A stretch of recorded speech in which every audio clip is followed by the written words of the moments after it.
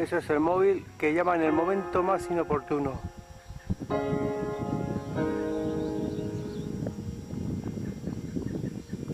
Oye, Mandoegui, me parece que te vas a quedar ahí.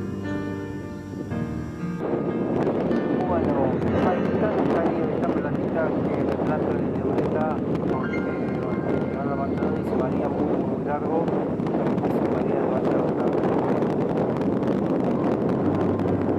La nieve en algunos cerros se llega hasta la rodilla, incluso la cintura.